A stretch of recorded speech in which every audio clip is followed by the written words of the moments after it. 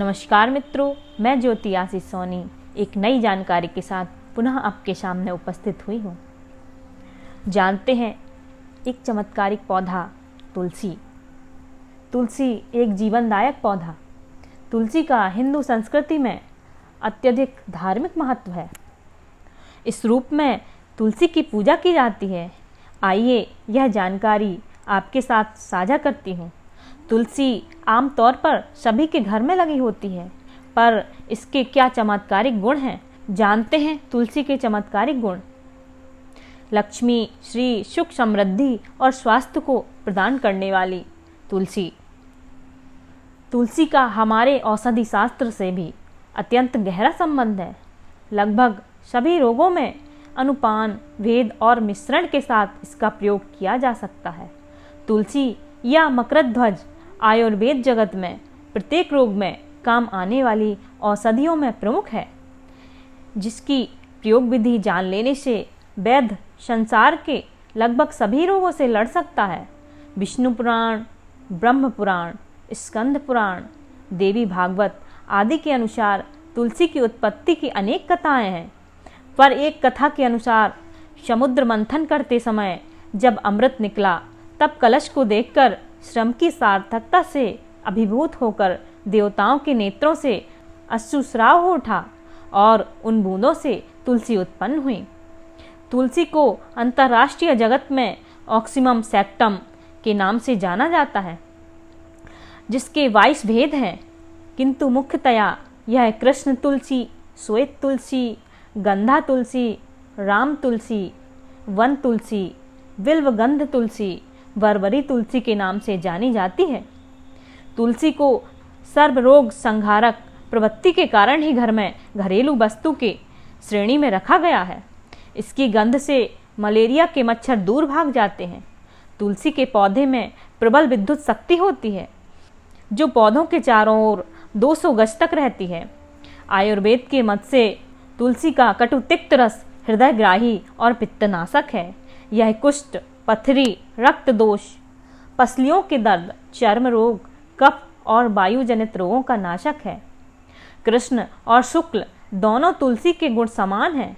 तुलसी काष्ठ धारण करने से शरीर की विद्युत शक्ति नष्ट नहीं होती। इसी कारण इसकी माला पहनने का प्रचलन है। तुलसी के अनेक तांत्रिक प्रयोग हैं।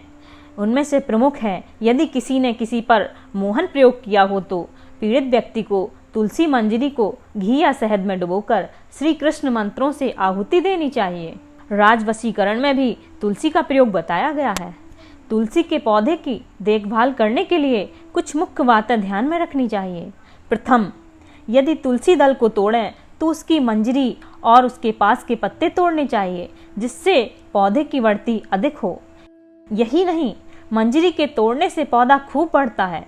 यदि पत्तों में छेद दिखाई देने लगे तो कंडों की राख का कीटनाशक औषधियों के रूप में प्रयोग करना चाहिए। उबली चाय की पत्ती को धोकर तुलसी की श्रेष्ठ खाद के रूप में प्रयुक्त किया जा सकता है। जून, जुलाई, अगस्त इन मासों में रोपने से तुलसी शीघ्र अंकुरित होती है। अरविंद आश्रम, पांडिचेरी की श्री माँ का कहना है कि कैंसर रोग में तुलसी के पत्ते विषाणुओं के फैलने में निरोधक हैं। तुलसी काष्ठ के टुकड़ों की माला पहनने से किसी प्रकार की संक्रामक बीमारी का भय नहीं रहता। इसके पत्ते दांतों से नहीं चबाने चाहिए, क्योंकि पत्तियों में पारा होने के कारण दंतशूल हो जाता है, अतः इसे निगलना ही श्रेष्ठकर है। बर्रें, भौरा, बिच्छू के काटने पर उस स्थान पर तुलसी के पत्ते का रस या पत्ता पीसकर पुलटिस की भांति बांध देने से जलन नष्ट हो जाती है, और सर्पदंशित व्यक्ति को तुलसी के पत्तों का रस पिला देने से विष उतर सकता है। कुष्ठ रोगी, वात, रक्त, मलेरिया से पीड़ित व्यक्तियों को 1 से 7 पत्ते तक निगलने चाहिए। हिंदू शास्त्रों में लिखा है कि जिनके घर में लहलहाता तुलसी का पौधा रहता है, उनके यहाँ वज्रपात नहीं हो सकता।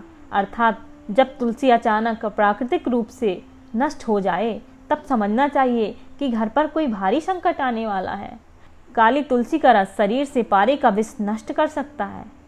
तुलसी की चाय नित्य कई बार पीना स्वास्थ्य लाभ का प्रतीक है, जबकि सामान्य चाय व्यवहार में हानि पहुंचाती है। कर्णशूल और जुकाम में पत्ते का रस निकालकर गर्म करके ठंडा होने पर सेवन करने से तुरंत आराम मिलता है। मंजरी फूल को सुखाकर उसके बीज निकालकर बच्चों को खाना खाने के बाद देना चाहिए, जिससे मुख शुद्धि के साथ साथ पेट के कृमि भी मर जाते हैं। मंजरी हार्मोन्स की वृद्धि भी करती है। इसमें प्रोटीन भारी मात्रा में है। पत्तों के रस में नींबू का रस मिलाकर प्रयोग करने से चर्म रोगों में अत्यधिक लाभ पहुंचता है। तुलसी के पत्तों में एक प्रकार की पीली आभा के लिए हरे रंग का तेल होता है। कुछ देर तक रख देने से इसमें दाना बनता है। इसका नाम बेसिल कैम्पर है, जो कि औषधि उपयोग की वस्तु है, जिसे निर्मित कर और विदेशों में निर्यात कर विदेशी मुद्रा का साधन बनाया जा सकता है।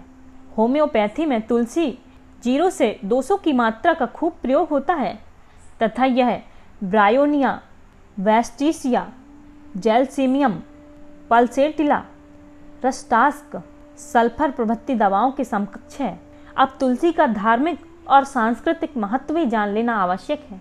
अपने घर में तुलसी का पौधा रोपने से तथा उसके नित्य प्रति दर्शन करने से ब्रह्म हत्या जैसे पाप भी नष्ट हो जाते हैं।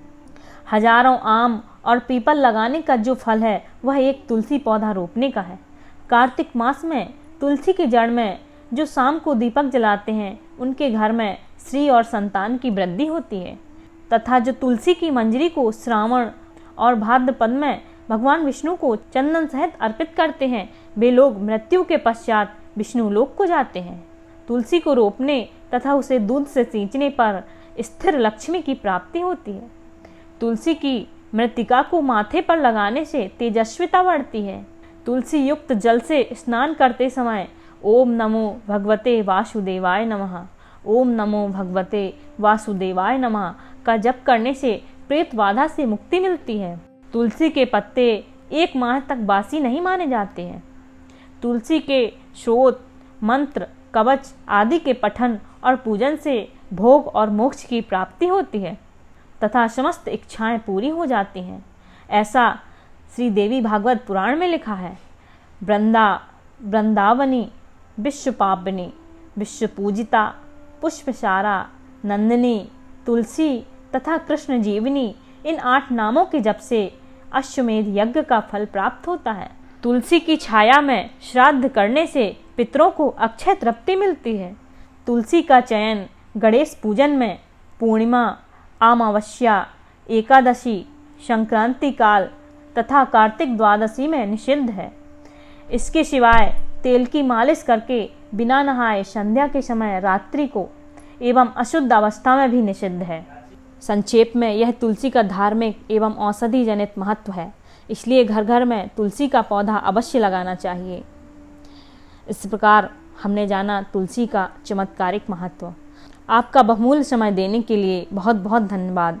ऐसे ही अपने सहयोग से मेरा मनोबल बढ़ाते रहिए ताकि नई नई जानकारियाँ आपके सामने लेकर आती रहूं और अपना प्यार और स्नेह ऐसे ही बनाए रखिए। आपका हृदय से आभार। कैसा लगा वीडियो कमेंट बॉक्स पर ज़रूर बताइए। लाइक और शेयर करना बिल्कुल ना भूलें। आगे ऐसे ही नई जानकारियों के लिए मेरा उत्साह ज़रूर बढ़ाइए ताकि नई नई जानकारियाँ लाकर आपके सामने उपस्थित होकर अपने छोटे से अनुभव को आपके साथ साझा कर सकूं और आपसे ऐसे ही मिलती रहूं। जय भारतीय संस्कृति।